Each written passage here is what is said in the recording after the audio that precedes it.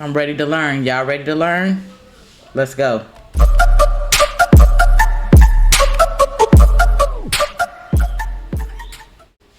What is good, y'all? It's your girl Queen Perry coming to y'all with yet another reaction. This is a little different. This is I'm going to be reacting to the hidden truth behind the end of slavery, Thomas Sowell. Okay, so I don't mind learning. I love to learn. So from time to time, you'll see these videos on my page, whether I'm laughing or I just want to learn, because I was told by a friend that passed of mine that you are supposed to learn something new every single day. So with that being said, I'm about to get into this. My husband was the one that actually took a look at it, and he was like, hey, you should check this out. So with that being said, I'm finna go ahead and get into it, and let's learn. And I guess I can hear y'all thoughts and what y'all think at the end. That being said, y'all, appreciate y'all for tuning in, kicking it with your girl. Let's get right into the video.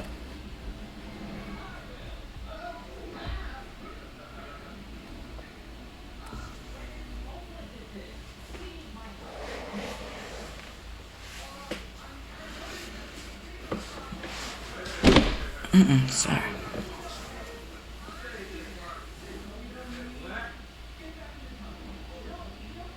Slavery was destroyed within the United States at staggering costs in blood and treasure, but the struggle was over within a few ghastly years of warfare. Nevertheless, the Civil War was the bloodiest war ever fought in the Western Hemisphere, and more Americans were killed in that war than in any other war in the country's history. But this was a highly atypical, indeed unique, way to end slavery. In most of the rest of the world, unremitting efforts to destroy the institution of slavery went on for more than a century, on 1,000 shifting fronts, and in the face of determined and ingenious efforts to continue the trade in human beings. Within the British Empire, the abolition of slavery was accompanied by the payment of compensation to slave owners for what was legally the confiscation of their property. This cost the British government £20 million, a huge sum in the 19th century, about 5% of the nation's annual output. A similar plan to have the federal government of the United States buy up the slaves and then set them free was proposed in Congress, but was never implemented. The costs of emancipating the millions of slaves in the United States would have been more than half the annual national output, but still less than the economic costs of the Civil War. Quite aside from the cost in blood and lives, and a legacy of lasting bitterness in the South, growing out of its defeat and the widespread destruction it suffered during that conflict. While the British could simply abolish slavery in their Western Hemisphere colonies, they faced a more daunting and longer-lasting task of patrolling the Atlantic off the coast of Africa in order to prevent slave ships of various nationalities from continuing to supply slaves illegally. Even during the Napoleonic Wars, Britain continued to keep some of its warships on patrol off West Africa. Moreover, such patrols likewise tried to interdict the shipments of slaves from East Africa through the Indian Ocean, the Red Sea, and the Persian Gulf. Brazil capitulated to British demands that it end its slave trade after being publicly humiliated by British warships that seized and destroyed slave ships within Brazil's own waters. In 1873, 2 British cruisers appeared off the coast of Zanzibar and threatened to blockade the island unless the slave market there shut down. It was shut down. It would be hard to think of any other crusade pursued so relentlessly for so long by any nation at such mounting costs without any economic or other tangible benefit to itself. These costs included bribes paid to Spain and Portugal to get their cooperation with the effort to stop the international slave trade, and the costs of maintaining naval patrols and of resettling freed slaves, not to mention dangerous frictions with France and the United States, among other countries. Captains of British warships who detained vessels suspected of carrying slaves were legally liable if those vessels turned out to have no slaves on board. Yo, this is crazy because, like, honestly, like, I wasn't taught this in school. So, just sitting here, some of the stuff just, like, blow, like, yo, really? Man, this is crazy. They definitely wasn't teaching me this while I was in school. Let's get back into it. Were legally liable if those vessels turned out to have no slaves on board. The human costs were also large. The heavy drain, physical and mental, in keeping squadrons on the East African coast was reflected in the loss of 282 officers and men in the 10 years 1875 to 1885. And this did not include those invalidated home. Naval personnel, racked by fever, sunstroke, and dysentery, were forced to retire prematurely and live on a small pittance. The cost of upkeep of the squadron over the 20 years prior to 1890 was estimated at 4 million sterling, and this did not take into account the large amount of work imposed on consular and judicial staff in Zanzibar in trying cases and dealing with reports, etc. Even so, the results were slow in coming. More streamlined slave ships were designed in hopes of being able to outrun the ships of the Royal Navy in the Atlantic. Nevertheless, the dogged persistence of the British eventually reduced the shipment of slaves across the Atlantic and across the waters of the Islamic world. Although the French flag was for many years widely used as protection from the boarding of ships on the high seas by the British Navy, even by slave traders who were neither French nor authorized to fly the French flag. Eventually, France itself turned against slavery, outlawed the institution, and sent some of its own warships to patrol the Atlantic off the coast of Africa to intercept and deter the shipment of slaves to the Western Hemisphere. The American flag was likewise so used, and the United States, like France, eventually turned against the slave trade and sent warships to join the Atlantic patrols to interdict slave shipments. Although by 1860, the Atlantic slave trade had been effectively stopped, the slave trade from East Africa across the Indian Ocean, the Red Sea, and the Persian Gulf took longer to be reduced significantly. Off the east coast of Africa, smaller Arab vessels called dhows hugged the coastlines in waters too shallow for the British warships to enter. One British commodore estimated that he captured one dhow for every 8 that escaped. Nevertheless, during the period from 1866 to 1869, 129 slave vessels were captured and 3,380 slaves were freed. When the threat of being boarded seemed imminent, the Arabs would throw slaves overboard to drown rather than have them be found on board, which could lead to British seizure of the vessel and punishment of those who manned it. So that's for the ones that was like, doing like sneaking the slaves and stuff? And they would like throw them over so they won't get caught? Let me see. This is crazy, wow. Imminent. The Arabs would throw slaves overboard to drown rather than have them be found on board, which could lead to British seizure of the vessel and punishment of those who manned it. The worst that could befall the slaves was when the slaver was overhauled by a British cruiser, and they might then be flung overboard to dispose of all evidence. Devereux mentions a case where the Arabs, when pursued by an English cruiser, cut the throats of 24 slaves and threw them overboard. Colomb also states that Arabs would not hesitate to knock slaves on the head and throw them overboard to avoid capture. Because there were only a few naval ships available to cover a vast expanse of water in this region, British warships would often launch smaller boats to engage the Arab slave dhows. In these cases, as one study put it, the slave traffickers frequently did not hesitate to attack boat crews in defense of their profits. Battles between the Arabs' vessels and the smaller British craft were especially likely when the larger ships that launched them were too far away to reach the scene in time to join the battle. In other cases, the Arabs fled even from the smaller British vessels. An episode in 1866 was typical. On 26 April 1866, the Penguin set out after a dhow and fired several shots in an effort to make the crew come to. When the dhow failed to lower its sail, Gartorth felt certain that she was a slaver and ceased firing for the sake of the slaves on board. However, he managed to close with the dhow, which then made for the rocks through a heavy surf. By the time the ship's boats could be lowered to follow, the Arab crew had fled, but the pounding surf made any attempt by the slavers to salvage the human cargo too dangerous. To their horror, the boat crew found that they too could not reach the dhow, which was rapidly filling with water, drowning the slaves. The boat officer decided that he could not risk coming in close to the dhow, but several of the crewmen of the cutter recklessly dived in and swam through the surf to the dhow. In a remarkable display of courage, the sailors managed to bring 28 of the slaves back to the boat. But the dhow appeared to have had more than 200 slaves on board, and most died in the pounding waves. Oh, man. In another episode, the Arabs' ruthlessness toward the slaves was further revealed.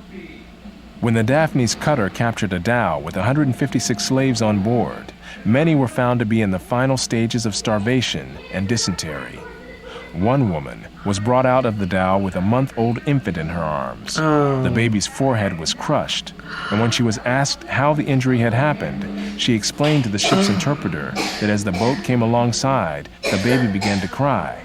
One of the dowmen, fearing that the sailors would hear the cries, picked up a stone and crushed the child's head. Oh, my God. Oh, Lord, they had endured so much. Whew. Seriously. Damn. As the boat came alongside, the baby began to cry. One of the dowmen, fearing that the sailors would hear the cries, picked up a stone and crushed the child's head. Damn, like, where's the heart, Lord?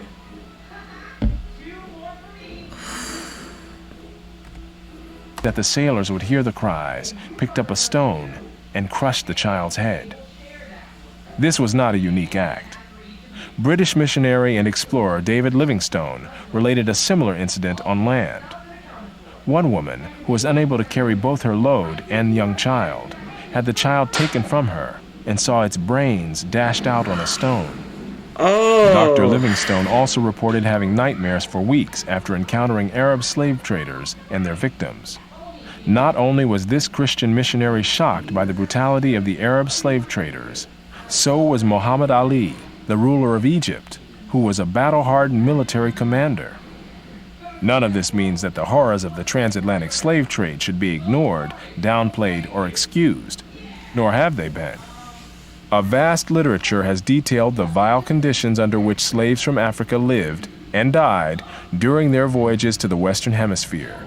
But the much less publicized slave trade to the Islamic countries had even higher mortality rates en route, as well as involving larger numbers of people over the centuries, even though the Atlantic slave trade had higher peaks while it lasted. By a variety of accounts, most of the slaves who were marched across the Sahara toward the Mediterranean died on the way. While these were mostly women and girls, the males faced a special danger: castration, to produce the eunuchs in demand as harem attendants in the Islamic world. Because castration was forbidden by Islamic law, the operation tended to be performed, usually crudely, in the hinterlands, before the slave caravans reached places within the effective control of the Ottoman Empire. The great majority of those operated on died as a result. But the price of eunuchs was so much higher than the price of other slaves that the Ooh, I'm telling y'all, I'm learning something today. This is like a lot to take in, just like, you know, like I said before, no, I have never learned nothing like this in school. So to be able to just listen to this and just know what they endured and how, you know, this is what happens, like when they were pretty much taking the slaves when, you know, not supposed to, and just all the stuff that they had to go through, like, and mostly women and children, and then just like, Lord, just crushing skulls, and that's gotta be something, man. Oh, this is so deep, man. Empire. The great majority of those operated on died as a result. But the price of eunuchs was so much higher than the price of other slaves that the practice was still profitable on net balance. The British Governor General of the Sudan, C.G. Gordon, estimated that... And what was the practice? This was done on the males? Hold on. Within the effective control of the Ottoman Empire. The great majority of those operated on died as a result. But the price of eunuchs... Take it back some. Okay. While these were mostly women and girls, the males faced a special danger: castration, to produce the eunuchs in demand as harem attendants in the Islamic world. Because castration was forbidden by Islamic law, the operation tended to be performed, usually crudely, in the hinterlands, before the slave caravans reached places within the effective control of the Ottoman Empire. The great majority of those operated on died as a result. But the price of eunuchs was so much higher than the price of other slaves that the practice was still profitable on net balance. The British Governor-General of the Sudan, C.G. Gordon, estimated that between 1875 and 1879, from 80,000 to 100,000 slaves were exported through his region. General Gordon imposed the death penalty on those convicted of castrating slave men to market them as eunuchs. His attempt to stamp out slave trading in the Sudan cost him his own life as an opposing army, raised and led by Muhammad Mahad, defeated his troops at Khartoum in 1885 and killed Gordon, after which the slave trade flourished again. British control in the region was firmly reestablished in 1898 by the crushing victory of troops led by Lord Kitchener at Omdurman, and including a young officer named Winston Churchill. On the issue of slavery, it was essentially Western civilization against the world. At the time, Western civilization had the power to prevail against all other civilizations. That is how and why slavery was destroyed as an institution in almost the whole world. But it did not happen all at once or even within a few decades. Right. When the British finally stamped out slavery in Tanganyika in 1922, it was more than half a century after the Emancipation Proclamation in the United States, and vestiges of slavery still survived in parts of Africa into the 21st century. Wow, y'all. Now, if y'all ain't learned something from this, then I don't know what to tell you, yo. This was deep. Man, just to think about... and then you had some people that was... Poverty is the norm. Willing to, try to end it. But like they said, there's so much profit in it and so much, money that could be made around the time. It's just kind of crazy. I'm just still blown from the women and the children. Not only that, the men, and just all that they had to endure, and to be holding your baby and your baby start crying and witnessing having your baby scold, not even 2 months yet, get they... Whew! Yep, y'all, I want to know y'all thoughts. Did you learn something? You know what I'm saying? Like, again, I said I do this because, I be wanting to know and learn. Like I said, I definitely didn't get this side in school at all. At all. So, with that being said, y'all, I appreciate y'all tuning in, learning with me. You know what I'm saying? So, let me know what else y'all want me to react to. I'm open for it. I'm always open for learning. That being said, y'all make sure y'all stay safe, remain safe. That's it for me. I'm out.